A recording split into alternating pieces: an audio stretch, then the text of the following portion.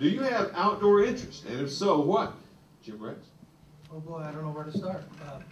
I've been a hunter and a fisherman my entire life. I own a small farm, a couple hundred acres up on Lake Wateree called Rex Ridge. It's been managed for wildlife ever since I've owned it. A fourth of that acreage, by the way, is on a permanent conservation easement, protected in perpetuity. My boys were raised, my daughter has been raised to participate in the outdoors, to appreciate it and love it. I think my wife would tell you that she could count the number of vacations we've taken on one hand that weren't directly related to some type of outdoor activity or adventure, whether it was scuba diving or fishing or even hunting. So, as I said, it's part of who I am, whether I'm governor or not.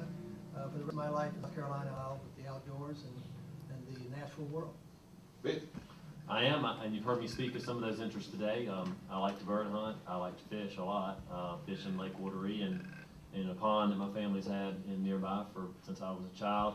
I have a love of the outdoors that I've shared with my children, and I purposely, as I said, take them on a river in South Carolina every year. You know, we camp out in the rain on the river, and we spend the whole weekend, usually 3 or 4 days. I do that because we see dwindling numbers of youth who are involved in hunting, dwindling numbers of youth who are involved in fishing, dwindling numbers of youth who are in the outdoors as a whole. And ladies and gentlemen, when we lose a generation who love the outdoors, you will lose the interest in the public in the issues that you care about. So as we talk about our love of nature and the outdoors, and for me it's where I came from, I want us to remember that we have to impart that to this next generation. It's really, really important. We're going to maintain the things that we love, the things that God has given to us in this state. And this state is, in my opinion, unrivaled in what we have. Dwight? I like to fish. Don't do much hunting anymore.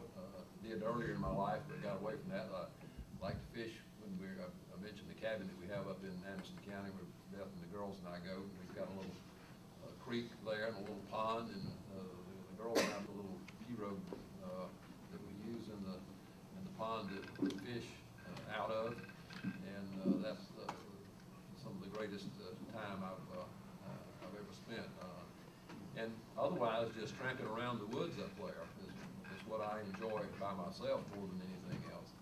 We also have, along with a friend of mine, a condominium down at Edisto, place that Mullins is very familiar with for his whole life, and I've only been a part of that community in a vacation way for the last 25 years or so, but love to fish down there too, in the creek. Don't care much about going offshore. But those are the things that I enjoy the most, especially when it's with girls.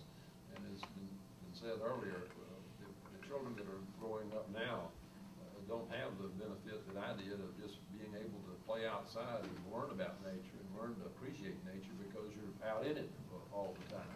And I realize that because we live here in town, here in Columbia, and I know that my girls, their friends, they don't have the experiences that our girls do, days aren't what they used to be. Yeah, I mean, you know, for me, the outdoors is literally a way of life. I mean, hunting wise, it's whatever's in season. I think turkey hunting is probably my favorite. There's nothing like here in the woods, wake up in the morning. Turkey hunting is as challenging hunting as you can do, but you literally have to reverse nature in order to harvest a bird. And that is an interactive, dynamic experience that I can't wait for March.